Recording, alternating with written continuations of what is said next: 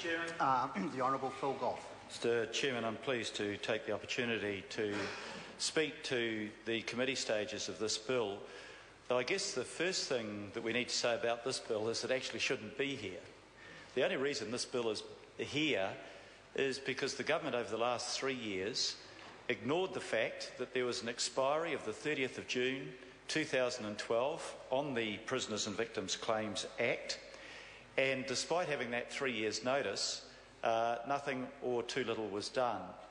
And hence we're in the position today of debating a bill that does one thing rather simply. It extends the expiry date from the 30th of June 2012 to the 30th of June 2013.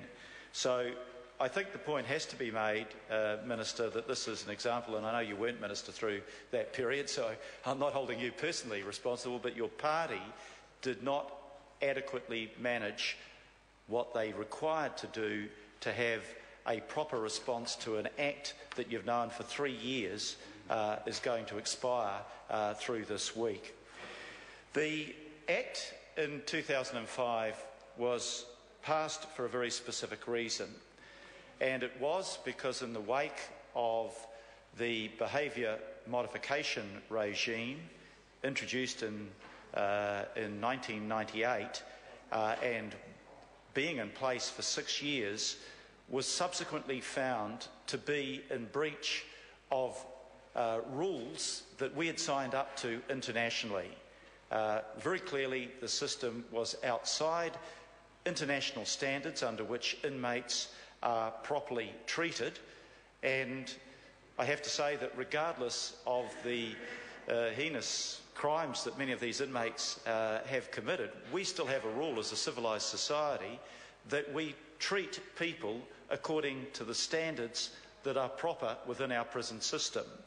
So it's with a sense of irony I recall Tony Ryle standing up and debating this bill in 2005 and saying that the whole thing should be thrown out because inmates have no rights.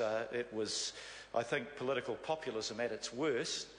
But I want to acknowledge the Minister and the Chair, who's had extensive experience in the New Zealand Police Force, for taking a far more reasonable and considered view on this. I suppose if there's one irony, that the National Party has totally reversed its position and now wants to keep a bill that they fought tooth and nail originally. The Green Party wants to oppose a bill that they originally supported. And I do want to comment on that, because I think the minority report by the Greens is actually wrong in the premises that it works from. The idea that ensuring that payments made to inmates might be available for those inmates to compensate their own victims for the damage done to them would encourage abuse of prisoners is just totally unfounded. There is absolutely nothing that the current legislation has done that in any way condones, allows or encourages the abuse of prisons. There's a whole range of ways in which, when the system works wrongly, those wrongs have to be righted, and those people who have committed the wrongs within the system can be found accountable. And that goes right from the ability to complain to the Ombudsman, to writing to your parliamentarians, and, you know, when something goes wrong in the correction system, it must be corrected. And if people behave wrongly within the corrections system, and deliberately so, there should be harsh sanctions against them. Loss of job, for one thing.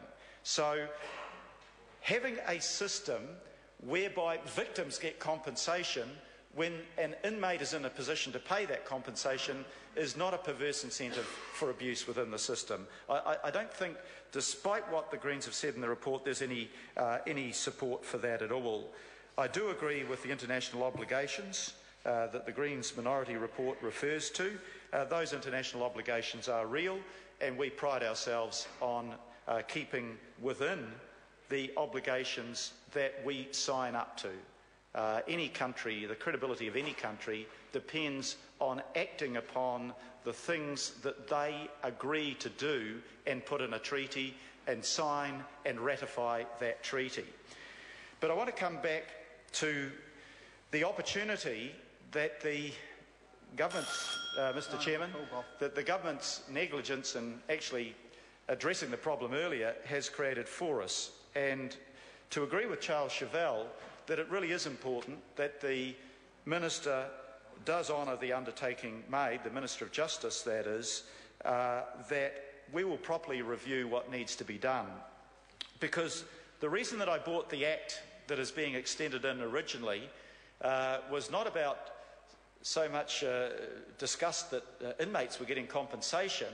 It was that sense of fundamental wrong that an inmate whose rights were breached could get compensation, but the trail of victims that that inmate, usually himself, had created got no benefit of compensation.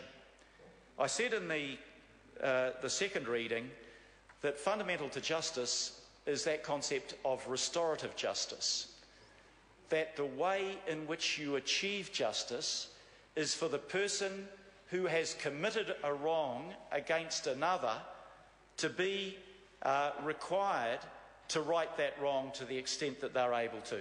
That's why restorative justice, I think, is the best form of justice. We have a system of justice in this country that Chester Burrows knows about that is essentially adversarial. You know, we almost forget about the victim. You know, when you have a case, it's the Crown against Smith. Now, Smith is the offender, the Crown representing the state is the prosecutor, but where is the victim in that mix? The victim is nowhere to be seen in that mix. And what we want is a system where the victims are at the centre of it and where the victims get proper compensation, restitution, reparations, call it what you want. Now, we've got a system at the moment, Mr Chairman, that at the time of conviction, if the accused is unable to give any reparation or restitution to the victim, they never have to pay it. But what about a situation further down the track where that inmate, for example, wins lotto? Not quite so likely in every case. More likely perhaps that the inmate receives a bequest and the inmate or the inmate or the person that has been convicted later comes into the means whereby they can put things right for the victim. They never have that requirement on them, Mr Chairman, to do that. Now, in this legislation that I passed originally, it took a very narrow sector of offenders, those that got compensation because their rights were breached, and says they should do that for their victim. But I think we should use this opportunity to look at a much wider way at how we can require a person who has committed terrible crimes against his victim to be required to make reparation for that. I see in the paper a guy in relation to Jane Furlong's murder who was a gang enforcer and now apparently is a semi-respectable businessman. Probably don't need to mention his name in the House, though it's mentioned in the papers. He's probably doing very well, Mr Chairman, but what about the victims he left behind him? He is living the good life now. The people that he made victims of still bear the scars of his offending, and he is never required to put things right. So my challenge, Mr Chair, to the Minister is to use this year's extension that we've given to show a genuine concern for the needs of restorative justice and to work through a process, and we're happy to work, I think, across all sides of the House on this process to say, how can we ensure in the maximum number of occasions that the victim can properly receive the restitution or the reparations that are owed to them?